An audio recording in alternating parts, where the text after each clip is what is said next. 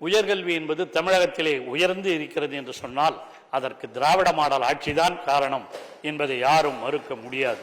தந்தை பெரியார் திராவிட மாடல், பெரியார் சொன்னதெல்லாம் அனைவரும் படிக்க வேண்டும், பெண்களுக்கு படிப்புரிமையே இல்லாதிருந்த காலம் உண்டு, அடுப்பூதும் பெண்களுக்கு படிப்பதற்கு என்று சொன்ன காலம். பாருங்க, அந்த அம்மாவோட சிரிக்கிறாங்க. அந்த மாதிரி இருந்த காலம் ஒன்று உண்டு. ஆனால் இன்று பெண்களெல்லாம் படித்துவிட்டு குறிப்பாக வந்திருக்கிறார் என்று சொன்னால், முதலமைச்சர் கொண்டு வந்த, இப்பொழுது அதிகமாக வளர்ந்திருக்கிறது என்று சொன்னால் அவர் கொண்டு வந்திருக்கிற புதுமை பெண் திட்டம்.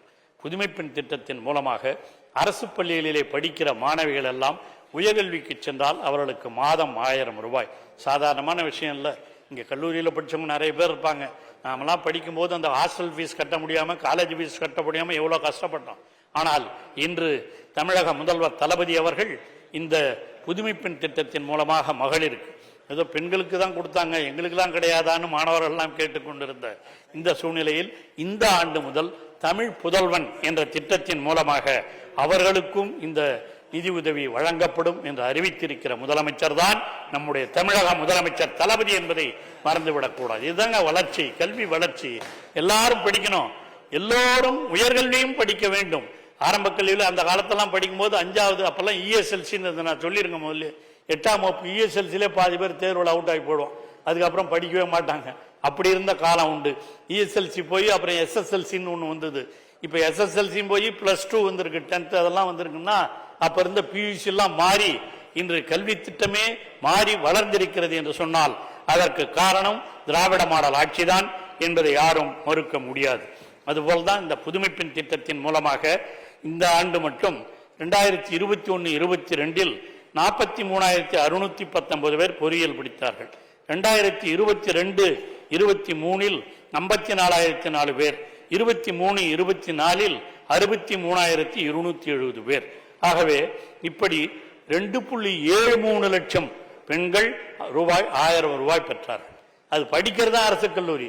காலேஜ் எந்த காலேஜில் சேர்ந்தாலும் அவர்களுக்கு 1000 ரூபாய் உண்டு. அரசு கல்லூரியாக இருந்தாலும் தனியார் கல்லூரியாக இருந்தாலும் உண்டு.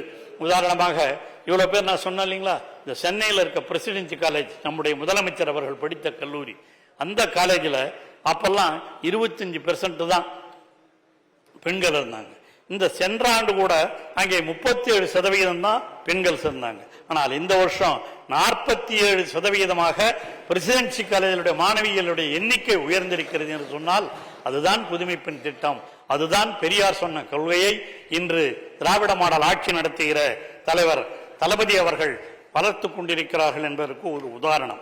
அதே போல்தான் இந்த ஆண்டு தமிழ் புதல்வன் திட்டமும் அறிவிக்கப்பட்டிருப்பது என்பதையும் சுட்டிக்காட்டியிருக்கிறேன். பொதுவாக முதல்வர் தளபதி அவர்கள் உழைத்து வருகிறார்கள். கல்வி கட்டணம் ரத்து, விலையில்லா புத்தகம், முதல் தலைமுறை பட்டதாரிகளுக்கு இலவச கல்வி சலுகை, தமிழ் வழியில் பயிலும் மாணவர்களுக்கு ஊக்கத்தொகை போன்ற முத்தமிழறிஞரின் திட்டங்கள் ஆகியவைகள் தொடர்ந்து அவருடைய வழியிலே ஆட்சி நடத்துகிற தளபதி அவர்களால் இன்றும் செயல்படுத்தப்பட்டுக் கொண்டிருக்கின்றன.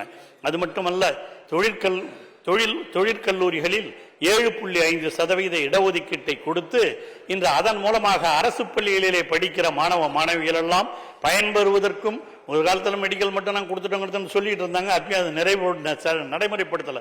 ஆனால் இன்று தமிழக முதல்வர் தளபதி வந்ததற்கு பிறகுதான் அவைகளை எல்லாம் முழுமையாக செயல்படுத்திக் கொண்டிருக்கிறார்கள். அதன் மூலமாக இந்த 3 ஆண்டுகளில் பொறியியல் கல்லூரிகளிலே இந்த அரசு பள்ளிகளிலே படித்த மாணவர்கள், அதிலே சேர்ந்திருக்கிற மாணவருடைய எண்ணிக்கை மட்டும் 28,601 பேர்.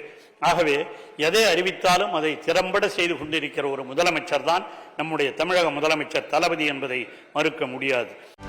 செய்திகளை உடனுக்குடனும் துல்லியமாகவும் தெரிந்து கொள்ள சப்ஸ்கிரைப் பண்ணுங்க.